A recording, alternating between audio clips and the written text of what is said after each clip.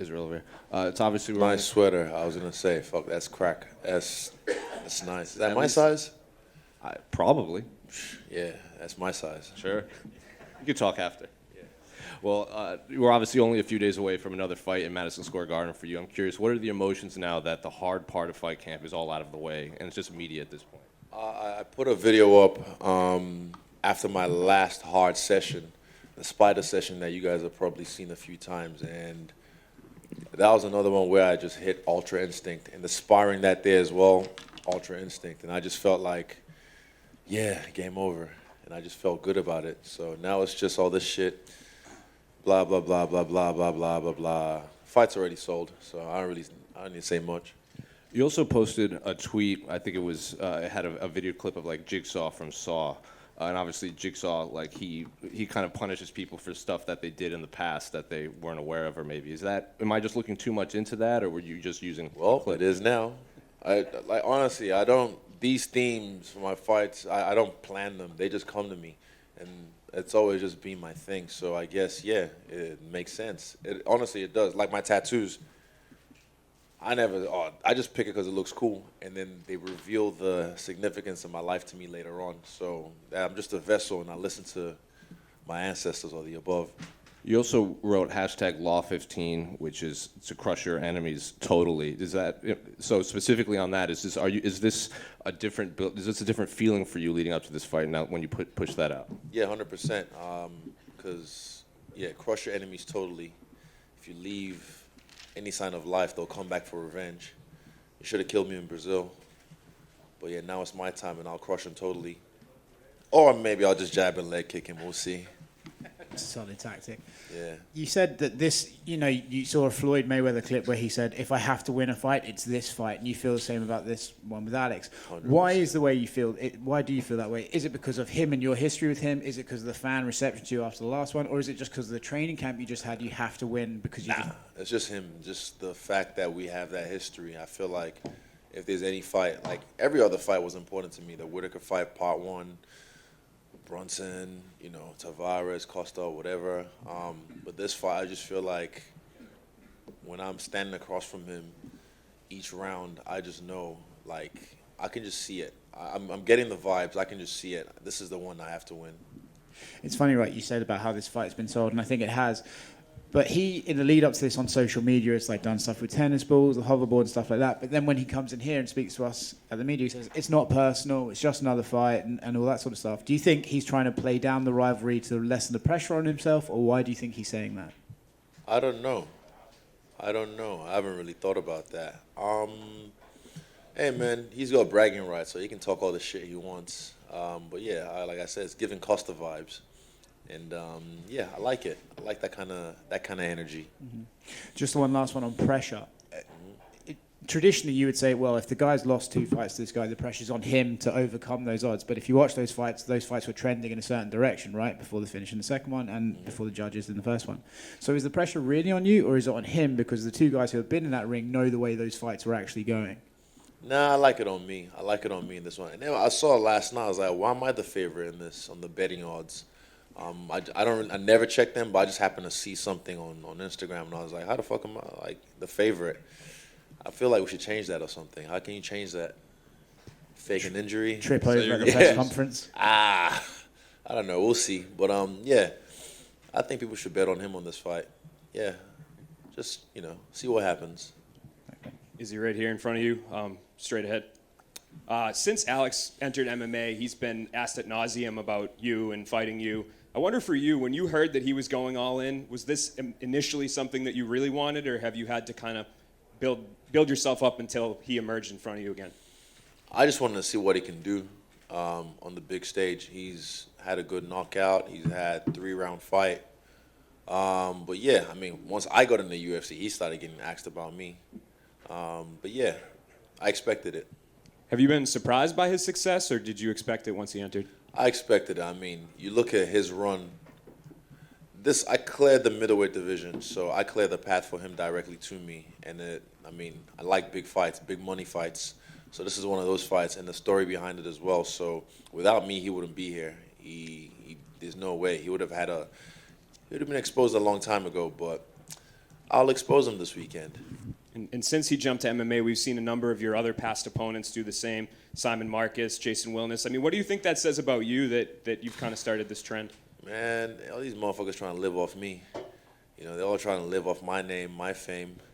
But this is my game. And, yeah, I know how to play this game. I'm the game master in this shit. So I'll show them when it comes. Hey, is he over here? Over here. Right here. Just a quick question. Obviously, you know, you made the mention of the betting odds and that you don't normally pay attention. I mean, you've been going off like minus 700 your past couple fights, but this is the first one that it's somewhat narrow. I'm kind of curious, like, do you agree? Like, is this the first guy He should be the recently? favorite. I don't know why. These betting people or whoever makes these odds sometimes, I just think he should be the favorite in this fight. Perfect. And then second question, obviously your intro walkouts are always pretty iconic. And last time, you know, the semblance to walking out to your opponent's funeral, like, do you have something special planned for this weekend? I'm just going to walk out and do work. But the theme is the theme is already set. Thank you. Izzy, right here. You admitted that this fight is personal to you.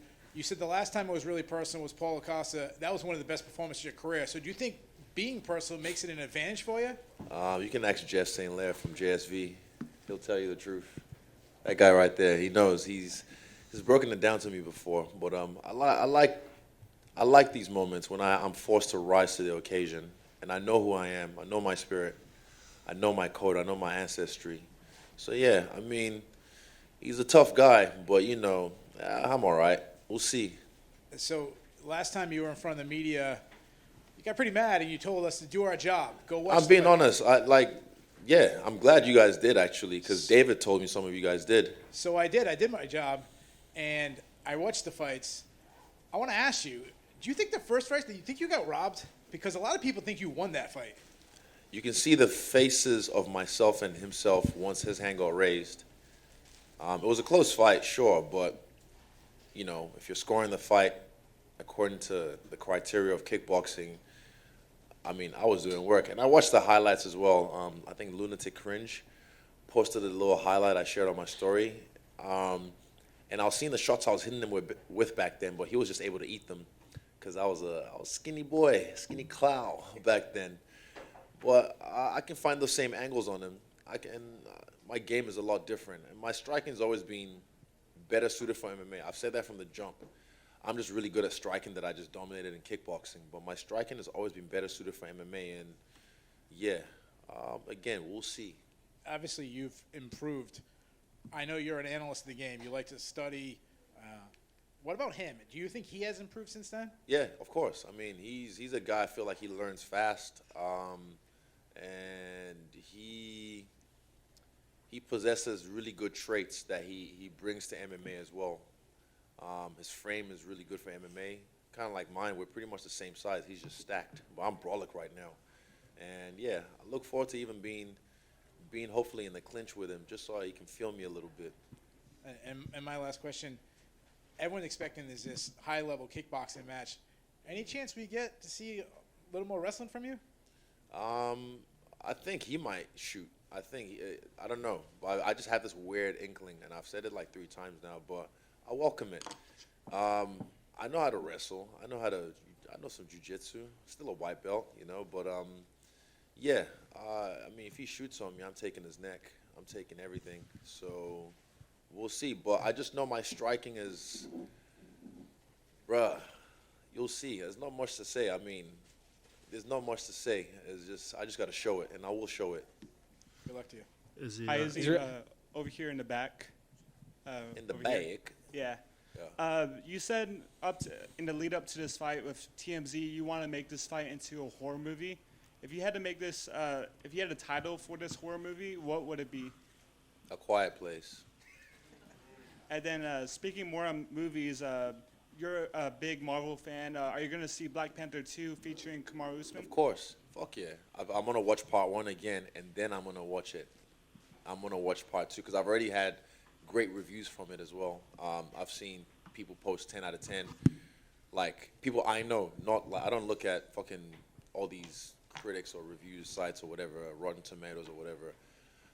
People that I know have said it's one of the greatest movies they've seen, so I look forward to watching it. Probably after the fight. Mm-hmm. And how soon can we see you in the movie industry? Like, do you feel like it's going to be a few years, maybe after you're retired, or like when do you want to go into that? Tim. Just Tim's face. Even for the, can I talk about Tim? The other one. So like, I mean, I would have filmed for Creed 3 probably, maybe 2 weeks ago, but I turned that down. And now, that's like the fourth one I've turned down because, again, this is what I'm doing right now. I'm great at this. I'm learning a lot at this.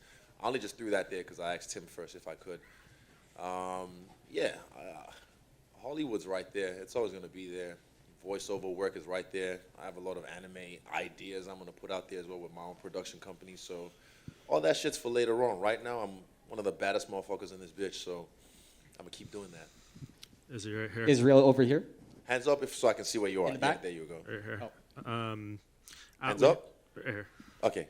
We had Alex in here earlier, and he got asked about something you just kind of did about like the grappling side of it, and he basically said the first one who shoots is kind of already doomed because that shows a sign of desperation. What would you say in response to that?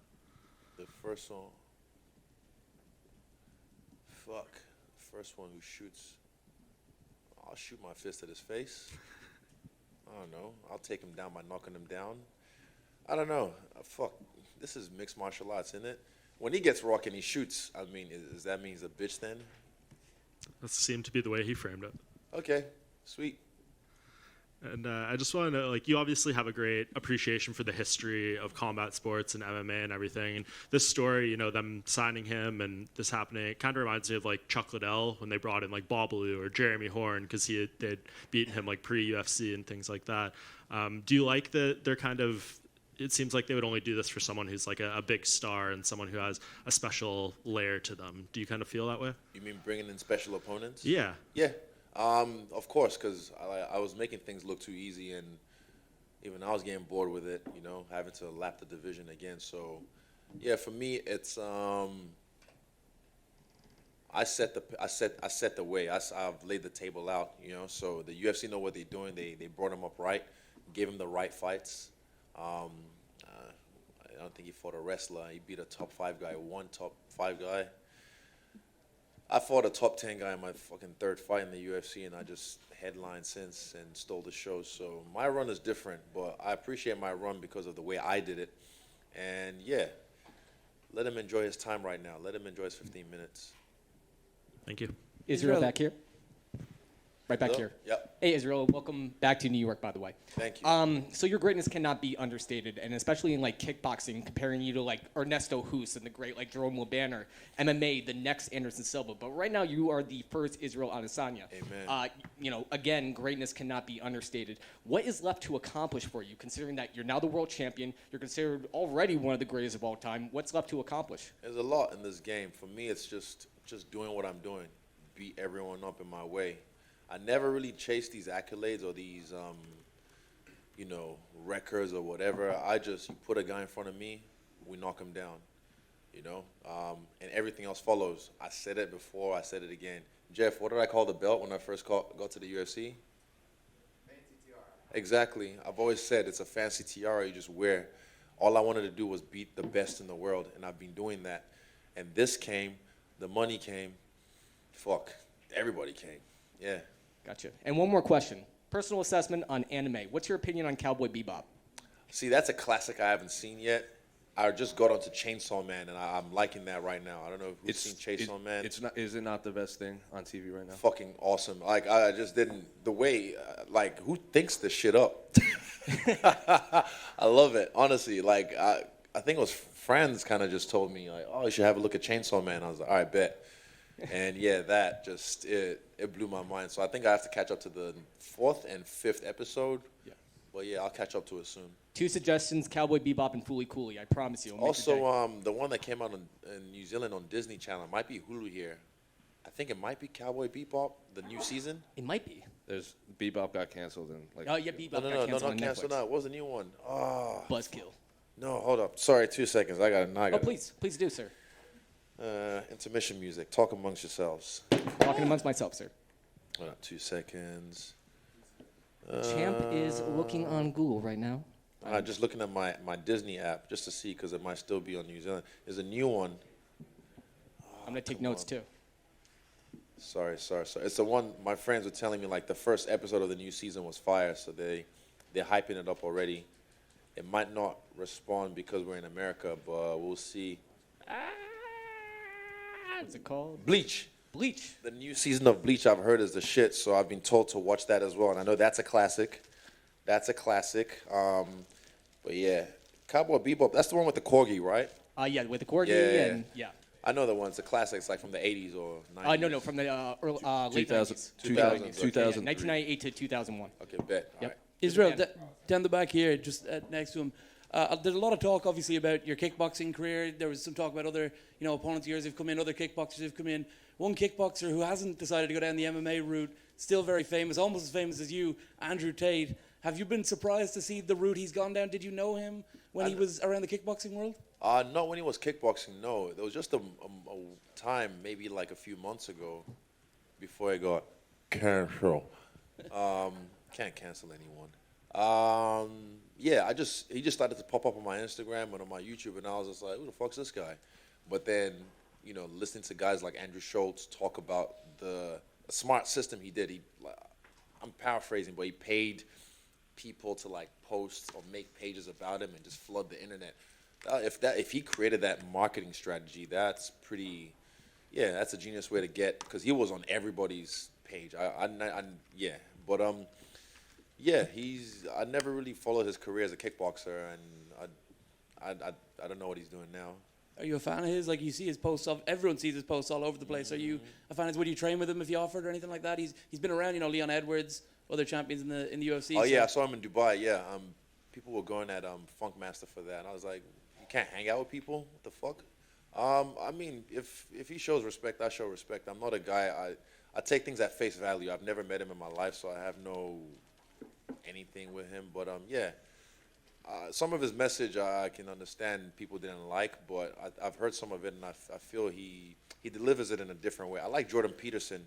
He gets the same message across, but without the bravado. I like bravado. I like the style, but I think Jordan Peterson gets the same message across like Andrew Tate, but he gets it across in a different way. Yeah. Israel, just down here.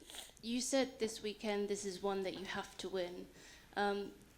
Has this felt like a shadow kind of following you around? Do you feel like you're finally able to close that chapter now? Oh, no, it was never following me around. Like, I guess, not in my world. I let this go a long time ago. But, yeah, like I said, the universe blesses you with an opportunity to rewrite history the way you want to rewrite it. So I will. And every fight's always the fight I have to win.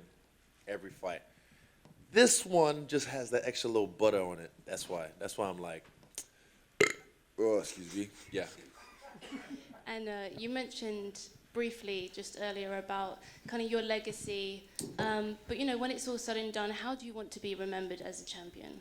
As a champion, I fought everybody. I never ducked nobody. I went up in weight. And, yeah, that's still going to happen later on as well. But I just want to be known as a guy who created emotion out of people when he fought, who never ducked anyone. I always called out the best guys, when no one wanted to fight him, when they were supposed to be fucking boogeyman. You're saying that about this guy right now? He's the boogeyman. So I'm like, all right, bet. Boogie. Thank you. Israel over here. What's up? I just want to make a pop culture ode and see what you think about it. So, obviously everyone knows Drake. I'm not sure if everyone knows 40 Noah Shabib, but he's his producer. I know 40, yeah. So you know 40. I think I might have met him at the embassy. I was drunk. So I want to get your thoughts on how would you compare their relationship to you and Eugene's relationship, because Drake is in the forefront. He gets all the praise and 40's in the back, and they collaborate in silence, and Drake gets the the applaud from the public. So I just want to know how big of a impact He's trying to walk away now, but Eugene gets shine. He gets shine all the time. You see him on Ariel. Yeah. He talks his shit. Yeah. He's out here, so I'm glad he's finally getting the shine he deserves, because for years, not just him, but New Zealand was under the radar. And then, Mark Hunt kind of like put us back on with his resurgence in MMA. And then Dan Hooker came in, UFC Auckland, the first one, and just said, this is our shit. And then he paved the way as well. And then, yeah, Oceania or Anzacs have now taken over the game, and we're going back to Perth, February. Yeah, I look forward to watching that. My boy Alex, become the double champ. I'm going to be in the crowd, drunk as fuck, and yelling obscenities at him. Yeah. And one more, the energy for this fight, do you feel it's a dark energy? Is it Yes. it's a dark, okay. For myself, but like I said, I can't be here right now because it's just a waste of energy. What's that going to serve me? It's like, nah, when it's time to get dark, black as fuck. Yeah. Izzy, one other thing. Hands up, please. Oh, yeah, there we go. Hey, man. Hey, what's up? How are you, brother? I'm very well. Good to see you again. Yes. Gotta keep following through here with this evolving story of yours. You were saying how you are a fan of Jordan Peterson. What has been one of your favorite takeaways from his lectures and what he talks about? I posted one the other day that I already kind of knew from him. I learned from him, but I didn't like the way the interviewer was asking the question. Like, when you watch the whole interview in its entirety, he's trying to, like, almost clickbait him. He's like, oh, you're saying you should go ahead and beat women. He's like, I never said that. And I love the way he responds to critics as well. He never gets overly emotional. Like that guy from that documentary as well, What's a Woman? They never get overly emotional. They never get like, rah, but they just calmly answer the question or get their point across and stump people. Like Jordan did that with this chick one time when she was talking about being offended. And the way they carry themselves, and she got stumped badly. And she was like, oh, you got me there. But the way this guy that he was interviewing, he just pretty much told him, like, nah, learn to be dangerous, but learn how to control it. Because a lot of people try and say, oh, I'm a good person. Oh, I would never hurt a fly. And I see that too much in this life. People try and pretend like, but I'm like, nah, it's because you can't. You have no force. You actually have no force to hurt anyone. So you're forced to either manipulate or try and be a sly, cunning guy, So if someone like myself or any of my boys out here with the CKB T-shirts on, we're dangerous men. But with martial arts, we've learned how to control it. Then there's virtue to our goodness. The fact that we don't... I haven't had a street fight in years. I get fucking proposed all the time. People try, not lately these days, but it's just... I learned how to control myself. I don't need to hurt people because I get paid to hurt people. Google it. And one last thing, Izzy, I remember you telling me the first time we spoke, what was it, 2020 maybe? It was a good interview. You said this was after Costa. You said it's personal, but you don't take it personally. Duality. People never understand that. Like, even when I say this fight, it is personal, but there's no emotion in there. When you get in there, it's just, all right, let's work. It's skills. I'm not gonna try and scream in his face or mean mug him. He doesn't even speak English, so me talking to him means nothing. Just blah, blah, blah, blah, blah, blah, blah, blah, blah. It's like, what? Same with me. I mean, he can try and intimidate me. I think all these tactics is funny. Like, it's like, oh, cool, whatever. But when it's time, when we're in there, when he's locked in the octagon with me, it's a different story. And skills is what will pay the bills, and my power of will. Is he back center here? Right here? Yep. You fought around the world, obviously, and you've fought in MSG before. Do you think there's a specific energy in MSG that's different from any other arena? Yeah, every time. This is the second time now, and might be my last time, but I had to headline. I was like, I got a headline one time in MSG, and this camp has just been phenomenal. We've got 4, battle-tested soldiers from City Kickboxing. Yeah, and then we brought the whole squad as well, all our soldiers around, and it feels different. Like, I've never rolled deep before. We've never rolled deep. When it was just myself on this card, I told Eugene, like, I want soldiers only, maybe less than 8 people. But then Dan got added, Brad got added, Carlos got added, and I was like, all right, let's roll. So we've built a fortress of war out in the woods somewhere, and we just come to the city to take over real quick. We'll head back, and we'll come back again and do the same thing when it's Saturday night. And you said you don't chase accolades, you just try to fight the best, and you have fought the best, and you've beaten the best. You pretty much cleared out the division once you get Pereira here. That's all pretty much the last of them. Are you going to continue to chase accolades by maybe going back up to 205 after this, or do you plan to lap the division again? I'll lap the division again, and then I'll go back up at some point, just for my own. This is my own. I don't know, not ego, but like just my own Yeah, maybe a little bit of ego, but yeah, just because I can do it. I see 205 niggas walking around, I'm just like, huh. And everyone that sees me, first thing they say, oh my God, you're so bigger. You're much bigger than that's what she said. But still, hey, it is what it is. And last one about MSG again. Some of the biggest names in the sport have headlined MSG. Does it in history? Exactly. And especially in the UFC too, they do this once a year and they pick the biggest guys. Does it mean something special to you that you were selected this year to be the headliner for MSG? 100%. Shout out to my friend Joanne. She's always you need to come back to Madison. You need to come back to Madison. She runs MSG, so she always like tell Dana put you on. I'm like, don't worry, it'll happen. But yeah, again, it comes to fruition. It happens. How you doing, Izzy, over here? Stan the Man from Medicine the Man. So you've lapped the division. You've pretty much, nobody is even close to a title shot at 185. Everybody's like 2 or 3 fights away maybe. So do you maybe entertain non-title fights at 205? Yeah, exactly what I mean. It doesn't have to be for the belt. Like right now, my other Paradigm guy, Jiri's got the belt. So let him do his thing. I just like testing myself. Again, there's heavyweight. I might just pick. I'm not saying I can beat every 205 guy or every fucking heavyweight, but they'll have problems with me. And yeah, there'll be times when, Eugene might say, take that guy out. And I'm like, who? What? All right, bet. And I'll take him out. You know how once you fought a guy, you kind of share something weird with him. You fought Alex twice. Did you find yourself rooting for him when you watch his fights? I never watched his fights. You never seen any of them? I only found out he was a double champ at Glory Hole, like maybe sometime this week, and I was out sure. I know every time I fought, he watched. And as far as interactions, you guys obviously fought. Did you guys ever have any interactions outside of fighting? We don't like each other. Sometimes energies don't mix, and that's fine. I applaud you in life as well. Sometimes energies don't mix, and you just go where you're celebrated, don't go where you're tolerated. So with me and him, we don't like each other. After this, we won't like each other. When we're old men, we won't like each other. It's just how it is. Yeah. Right here, and do you have a after party of any kind planned? Yeah, 52, Area 52, 54? Space 54, shout out to Tim. I fucking fucked that up. What is it, Space 54? Yeah, Space 54, come pull up, have some shots with us, yeah. Right here, is Thank you. Right up here? Hands up, right please. Here, right here. Oh, here we go. Pereira was in here earlier, and I asked him, aside from himself, who did he think had the best striking skills in the UFC? And he said you. I was just wondering what your response to that was. I mean, yeah. Thank you. Yeah, no, he's great at what he does. Someone said something about lucky. I've never said he landed a lucky shot on me. Whenever I see people say even, this guy landed a lucky shot, there's no luck. There's a little tiny element of luck, but nah, when you set someone up and you want to punch them in the face and you punch them in the face, you're meant to do that shit. So I've always given him his respect. And again, when it's time, he'll give me my respect.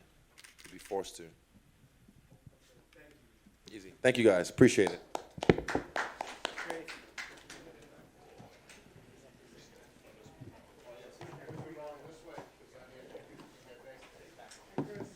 Hey, Jeff.